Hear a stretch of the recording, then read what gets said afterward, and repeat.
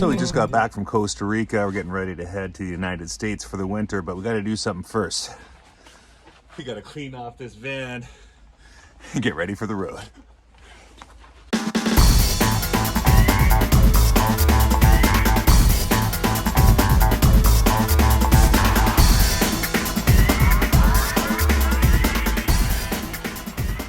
want to lose you on the road.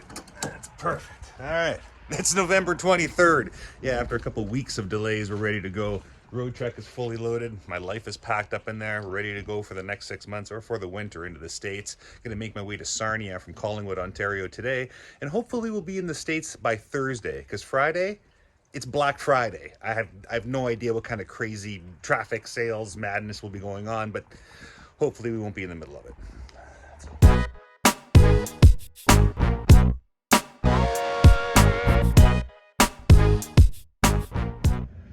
Well, that didn't work out. I spent the last few years avoiding getting experimental jabs in my arm, and turns out you have to have a couple of them just to get into the United States. So, no van life this winter in the USA. We're gonna see what the next chapter holds. Now I know what you're thinking. Koch, you didn't make all these plans to go to the United States for the whole winter and not, confirm that you can get there. Yep, I didn't. I didn't at all. I thought that when Canada announced that, you don't have to have any injections to get into the country here, that United States would follow suit, but not the case at all. So we're replanning, rescheduling, and redoing everything. I gave myself about half an hour to be upset, pissed, and vent about it all, and I'm just moving forward. And when things get tough and things don't go your way, that's what you gotta do. Accept things, make a new plan, and execute. What my new plan is I have no idea, but I'm sure it's gonna be awesome. Now that I'm back in Collingwood, I'm gonna utilize this time to get a couple things done with the CT90 and the Roadtrek. A full top engine rebuild on the CT90. I'm gonna get that done in a garage in Barrie, and I'm gonna seal some window cracks that I found on the top of the Roadtrek. Once these things are done, everything will be ready for me to take off and do a Canadian van life tour across country in the summer of 2023. But for the winter of 2023, not too sure, but we'll figure it out. So, she's, it's a CT90. There's over 100 million of these things made. They restored this one. New brake pads, new shocks, new headlight with Pardue Brothers LED bulb, new chain, new brakes. Redid the handlebars because the other ones were bent. This is the custom 1983 Honda GL 1100 Goldwing trunk. With solar panel on it. Just threw a battery in the back and wired in some lights and stuff, so you just flick a switch and then when you're driving, people can see you. There's a lot more seen there at night. It's pretty. That's my bike. Labor of love for over a year. Fortunately got into an accident on July 17th, 2022. That's where the old, that's where that came from. And the postponement of the trip. So she's been rebuilt. I've been rebuilt.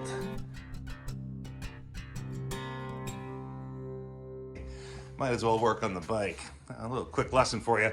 In a carburetor, there's a choke. And then the choke is activated by this little arm, and that little pad, it's held in by that little screw. Only problem is, on mine, that screw came undone. And then said screw went right into the piston and bounced around in there and has probably really mucked up the head of that piston. So today, we're taking that motor off of that bike.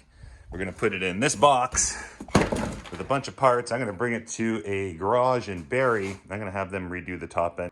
So we're gonna finish taking off the rest of these parts here, getting said engine and said box, and then we're gonna probably go up on top of the RV and reseal a couple windows there. We got little leaks. So let's start with the bike.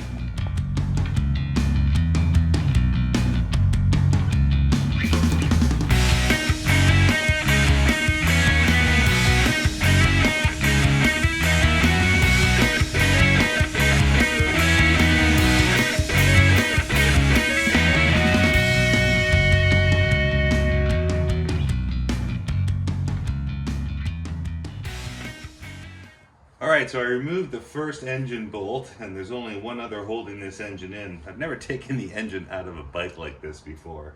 But I've seen it done on YouTube, so it can't be that hard, right? My only concern here is the weight, so I got a jack underneath it to support the weight as I undo and pull out this last bolt, and then we'll see if I can hold this up or if the engine's gonna have a new dent in it. Little pro tip for you here, guys. Whenever you're removing or taking apart an engine, anything, always have a bunch of Ziploc bags and a black magic marker. Label each bag with what's going in it. It'll make the reassembly process so much easier. Okay, so last bolt. Yes. And we'll see how this goes.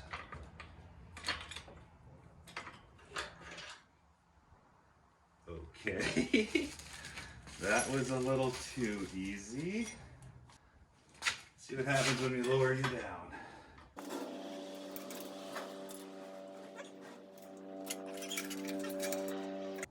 All right, now we're gonna lower this guy down again and hope it doesn't fall on the ground.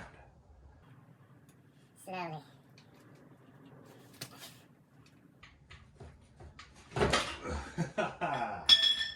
Success. There we go.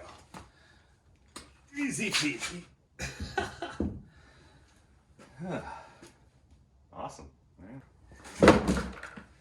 We'll give her a little cleaning here. And we'll get her in the box.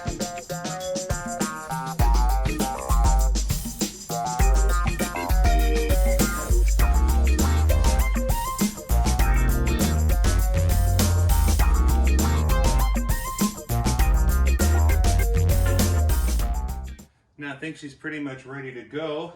We're gonna put this in the box. I'm gonna put the parts that are needed to be replaced in the box as well. That's the little gasket kit for the top end. They're gonna have to rebore this out and then get another piston for it. So I'll leave that to them to get the piston in the right size rings. And then really want to get the timing checked and get the valves checked so that she's running at optimal performance to carry me around, seeing as I weigh more than the bike. So, all right, that's awesome. You know, if I was to weld on a couple pedals and a chain, maybe, no. All right, so we got the engine out, we got it in the box, we're ready to go. We're gonna load it up into the car, bring it over to the Honda shop in Barrie. They're gonna redo the whole top end, get this rebored out, put a new piston in, new rings, and we're gonna have her all set up to go for next summer. All right, we got the engine and we're here at Honda Powerhouse in Barrie, Ontario. Can't wait to get this thing rebuilt and back on the bike. Let's get her inside. All right, so I think we got everything we need here so that we can get up into here and fix what's going on there. So when you're trying to repair those trifecta of windows that's on the roof here, what you should do is you should just buy a whole new rubber gasket set and then take the window out fully, redo the butyl tape around the edges, reinsert, and then reinsert your rubber so that it fits properly and does leave that gap there. But what we're gonna do is we're just gonna take some sealant and just fill up these holes, and it's gonna be fun.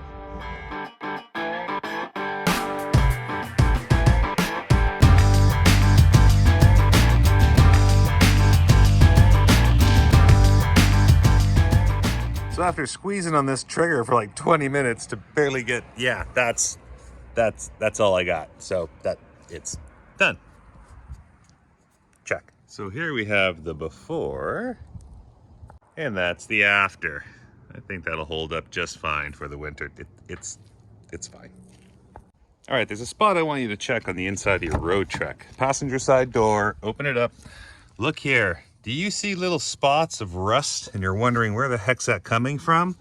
Well, it's coming, yeah, from, yep, yeah, let me show you.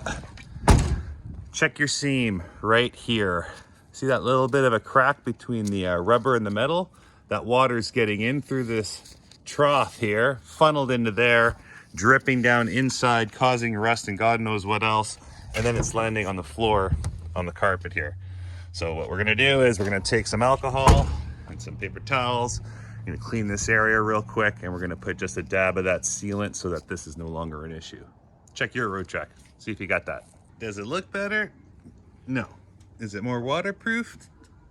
Possibly, but I guess we'll just see.